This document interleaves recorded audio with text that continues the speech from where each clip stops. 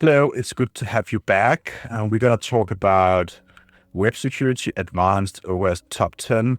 We're going to look at security logging and monitoring failures in this particular case. So we are actually going forth on a more difficult topic that many people fail to basically understand. Already enrolled on it, and let's just press start, and we are here at the page where we'll get some basic information. And we are tasked to do something here with something FTP, it would seem, the unhealthy FTP. And they do talk about the need to check out the Wireshark. So I guess we need to I already opened the lab, as you can see. And basically we are here on the lab. Since they are not really tasking us to go to a particular URL as present the lab settings, the GUI can and see the different kind of labs here. These are URLs. We're not going to visit any URL in this particular task here, task number 1. We are probably just going to open Wireshark and start recording. And that is what we usually do when you are in an actual industry.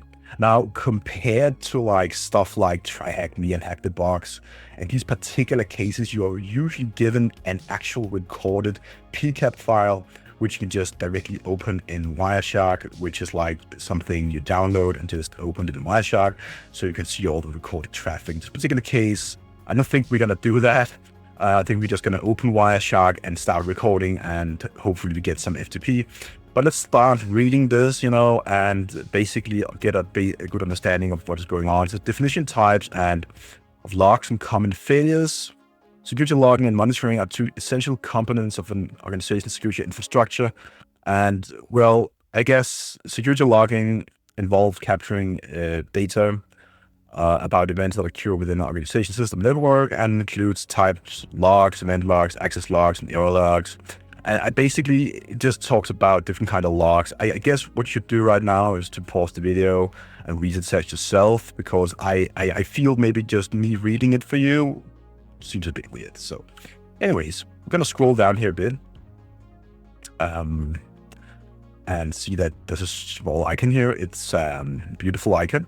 Okay, so the challenge is the exercise demonstrate how to analyze network traffic logs to identify security vulnerabilities, such as exposed login credentials in unencrypted FTP sessions. So that's great, right? By capturing and inspecting logs with Wireshark, security professionals can detect unauthorized access, investigate potential breaches, and implement stronger security measures to protect sensitive data. Most importantly, it demonstrates the consequences of the lack of it. Analyze the FTP traffic to uncover the doctor's login credential and access the shared X-rays. Use Wireshark to capture and inspect FTP sessions, identify the credentials, download the necessary files to find the hidden flag. So what we're going to do right now is to open Wireshark and filter the traffic. So in Wireshark, we can filter using these kind of words. I'm going to show how to do that. Look for user and pass commands to find the credentials. Connect to the FTP server and discover credentials to retrieve the X-ray files. So, okay, so I guess we need to find some sort of FTP. Well, we can do that actually. So most people, and I just right now figured, let's just use a FTP client, but we're going to use the terminal, of course. So let's open Wireshark and just start recording. That's how easy it is. Open Wireshark, press the blue shark fin, whatever it's called, and just record.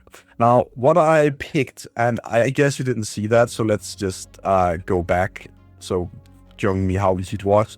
Maybe I didn't say too much. There's a lot of, interfaces right here you can pick, right? Since we are in a virtual lab and we're just recording everything we get, it's totally fine to just choose ETH0. It's an Ethernet card. That's your normal network card. So basically that's it. If you're going to record on other interfaces, you can press other interfaces, assuming you have some other interface connected to a VPN lab or something. You can of course just record that. But we're gonna just double click on this and it will start recording. That's what I just before. It was already pre-selected. We see already now we have a FTP. It was pretty fast. There we go. FTP protocol type of traffic right there from IP address, destination, so on. And I don't know how long we're going to keep it running, because we don't really know what I do right now is just go here and type FTP, just enter. You can see that it's green already. We do see the things called user and pass already, so that's what we were tasked to look for. So basically, we're gonna take this Dr.ville and the pass genie, whatever, and go and open a terminal right now. Let me just, we can zoom on this just a tad. How was it I did that last time? So there's zoom in without, oops, zoom in, and zoom in, and there we go. So I'm gonna move around this windows just a bit so we have an easier access. Okay, so let's go ahead and now type FTP, and we're gonna go ahead and connect to the server. So we can see that, for example, in this request right there, we can just take a look at it right now. For example, we have the different frames of all the packages. We have the, we can open them right here. You can see the destination, the source, and these are the addresses of the destination, the source. We have the protocol, the transmission, and so on. So we have the source of 10, 42, 5, 91 to destination, and we can see that it's a request, and this is where you should pay attention that the request means that this is the user and the 10, 42, 5, 1, 5, 3, so that's the FTP server, so 10, 42, 5, 1, 5, 3, and we're gonna basically press that, and we're gonna log in as, I'm gonna type Dr.ville, so I don't know if it's case sensitive or not, so Dr. what is it called, Willie, and the password is Genie, G-I, and then EA2603, and now we have a login successful, type LS, and we are seeing 3 different files, 4 different files actually. So let's go ahead and just type get flag. I don't think, maybe that is not the flag, because why would it be that? But it's also easy to find just to do that. We were tasked to download something, but it could be that they just hidden it right there, right? Let's go ahead and just get the X-ray 1 PNG. And what we can see now is that we should probably be able to open a new tab here and see that we have the X-ray. What we could do is go ahead and type strings on it, and not strong. I don't think this is what we need to do. I definitely cannot type that. And then we can go ahead and check out whatever strings the binary strings command could find in the actual file, which is something we usually use when stuff is hidden inside. And this is just too much of an output for the text to be able to have it in the terminal. Sorry for that. So what you can do then is to go to the file system, and maybe we should just open the actual folder. Now, where to go? We don't know that. Type pwd, it's home and camber. So we're gonna go ahead and check out home, camber, and there's an image right there in X-ray 1. And we can see that there are some very interesting file here. I don't know what to say about that. I'm gonna shut it down.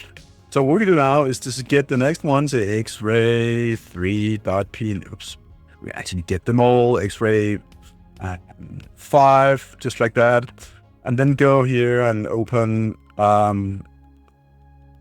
Did I type 1 again? Did we get number 3? There we go. Oh, okay, maybe I did. So here we actually get the flag in one of them, and the other one I think is just the same. That's very interesting. Now we cannot copy paste this. So what we need to do is basically open up a terminal and type file, and then do that, and it's like F7 -I5-N07-1N53 curve. This we should be able to copy paste just like that, and copy it and go back and paste it in. And okay, so let's talk about what we did here and why this is a problem. So this task is probably, well, I'm gonna say it. It has nothing to do with the images we downloaded. It has nothing to do with the fact that we could open them. The problem here is the unencrypted traffic sent from the use of 10.42.591. So it's a clear text communication. So we are sending the username and the password directly in clear text, so clear that we can just see it like that. It's not encrypted. So this is the problem, that if we are on a network and we in some case can just put up a listener on that network to listen to every outbound or inbound traffic, depending on where we sit, of course, then we can basically read the traffic. And when we can read the traffic, we can snoop on everyone's information being sent and basically, use their passwords and usernames, which is the big problem. So definitely this is something that has to be, monitored. And going back here to the task, it's called Introduction to Security Logging and Monitoring, and the text talks about a common failure that occurs in security logging and monitoring.